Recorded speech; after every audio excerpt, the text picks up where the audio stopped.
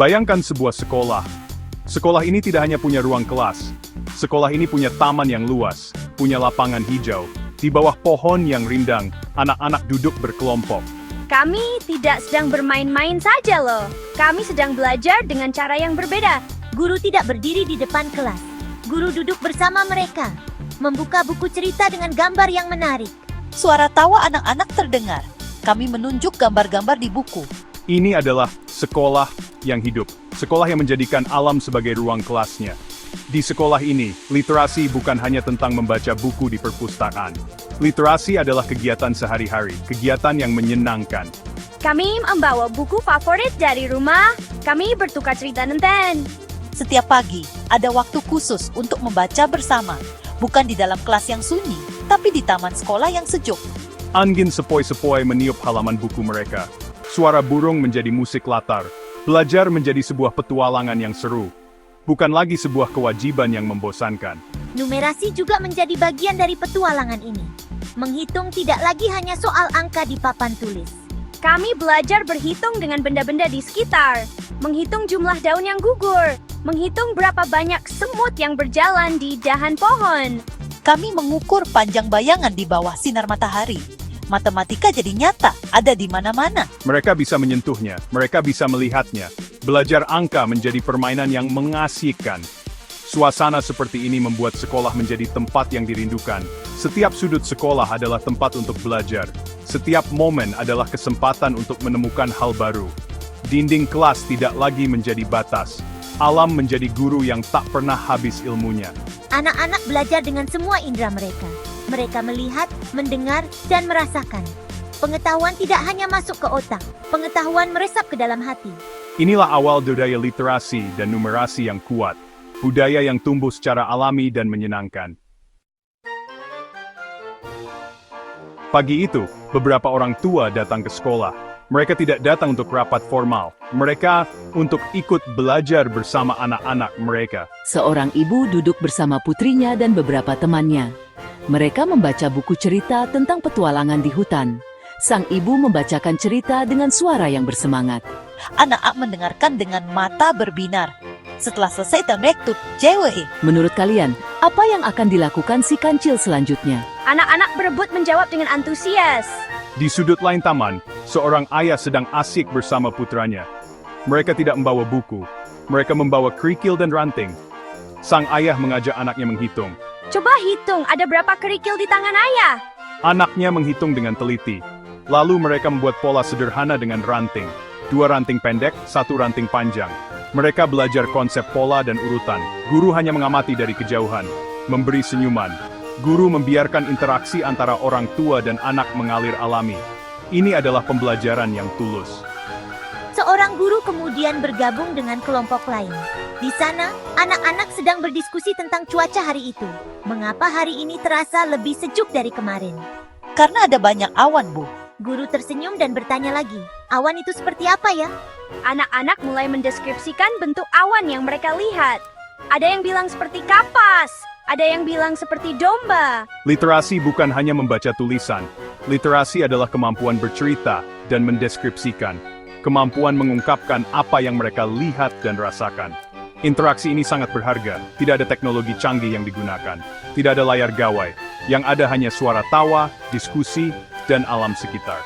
Siswa belajar dari guru. Guru belajar dari orang tua. Orang tua belajar dari anak-anak mereka. Semua orang menjadi guru. Semua orang menjadi murid. Hubungan antara sekolah dan rumah menjadi lebih erat. Mereka menjadi satu tim. Tim yang punya satu tujuan, yaitu membuat anak-anak cinta pada ilmu pengetahuan. Dengan cara yang paling sederhana dan paling manusiawi. Budaya literasi dan numerasi yang hidup memberikan banyak manfaat. Manfaat paling utama, tentu untuk siswa. Kemampuan membaca dan berhitung, mereka meningkat pesat. Tapi bukan hanya itu. Kami jadi lebih percaya diri. Kami berani bertanya, berani menyampaikan pendapat. Karena kami terbiasa berdiskusi setiap hari, kami juga jadi lebih kreatif. Kami bisa membuat cerita dari sehelai daun. Kami bisa melihat pola matematika dari barisan semut. Logika mereka terasa secara alami. Lingkungan sekolah juga ikut berubah menjadi lebih positif. Sekolah tidak lagi terasa kaku dan formal. Sekolah menjadi tempat yang hangat dan ramah. Hubungan antara guru dan siswa menjadi lebih dekat. Guru bukan lagi sosok yang ditakuti. Guru adalah teman berdiskusi, teman untuk menemukan hal-hal baru bersama. Dinding-dinding kelas yang dulu kosong, kini dihiasi karya siswa. Puisi tentang awan, gambar tentang taman sekolah, grafik sederhana tentang jumlah bunga yang mekar. Sekolah menjadi galeri karya yang membanggakan. Manfaatnya juga dirasakan oleh orang tua. Keterlibatan mereka dalam kegiatan sekolah membuat mereka lebih mengerti perkembangan anak. Mereka bisa melihat langsung bagaimana anak mereka belajar. Mereka bisa melihat minat dan bakat anak mereka. Komunikasi antara orang tua dan guru menjadi lebih lancar. Tidak hanya saat ada masalah atau saat pembagian rapor, tapi setiap saat. Mereka bisa saling berbagi cerita dan tips tentang bagaimana cara terbaik mendukung anak-anak di rumah. Sekolah menjadi rumah kedua bagi mereka. Pada akhirnya, budaya ini membentuk karakter siswa yang kuat. Kami belajar untuk bekerja sama dalam kelompok. Kami belajar menghargai pendapat teman. Kami belajar untuk tekun dan tidak mudah menyerah. Saat kami mencoba menghitung kelopak bunga yang rumit, kami belajar tentang ketelitian. Saat kami membaca cerita yang panjang, kami belajar tentang kesabaran. Nilai-nilai ini lebih berharga dari sekadar angka di rapor. Inilah bekal mereka untuk masa depan. Menjadi manusia yang cerdas dan berakhlak baik. Membangun budaya literasi dan numerasi tidak harus mahal, tidak perlu fasilitas canggih, kuncinya ada pada kerjasama. Kerjasama yang sederhana antara tiga pihak, penting siswa, guru, dan orang tua. Ketika ketiganya bergerak bersama, hal luar biasa bisa terjadi. Guru membuka pintu sekolah lebih lebar. Mengundang orang tua untuk tidak hanya datang, tapi juga berpartisipasi. Orang tua meluangkan waktu mereka. Tidak perlu lama. Sedikit waktu yang berkualitas sudah sangat berarti. Siswa merasakan dukungan penuh dari dua dunia mereka, rumah dan sekolah. Suasana alami juga memegang peranan penting. Belajar di alam terbuka memberikan pengalaman yang berbeda. Suara angin, aroma tanah setelah hujan, dan cahaya matahari pagi adalah guru terbaik. Semua itu merangsang rasa ingin tahu anak secara alami. Mereka belajar tanpa merasa sedang diajari. Mereka bermain sambil menyerap ilmu. Teknologi memang penting, tapi interaksi manusia dan sentuhan alam tidak akan pernah tergantikan. Inilah fondasi pembelajaran yang paling kokoh.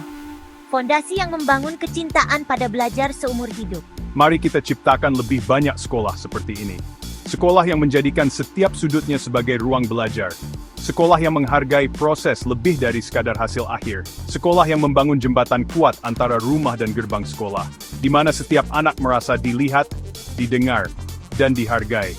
Di mana belajar adalah sebuah perayaan. Perayaan atas rasa ingin tahu. Perayaan atas penemuan-penemuan kecil setiap harinya. Ini adalah tugas kita bersama. Tugas untuk menyalakan api literasi dan numerasi di hati setiap anak Indonesia. Pada akhirnya yang kita butuhkan adalah kemauan. Kemauan untuk mencoba hal baru. Kemauan untuk keluar dari kebiasaan. Kemauan untuk berkolaborasi. Dengan buku di tangan, dengan alam sebagai teman, dan dengan hati yang terbuka, kita bisa mengubah wajah pendidikan. Satu langkah kecil pada satu waktu, satu cerita yang dibacakan bersama, satu hitungan kerikil di taman. Dari hal-hal sederhana itulah, generasi pembelajar yang hebat akan lahir. Generasi yang tidak hanya cerdas secara angka dan kata, tetapi juga kaya secara rasa dan karya.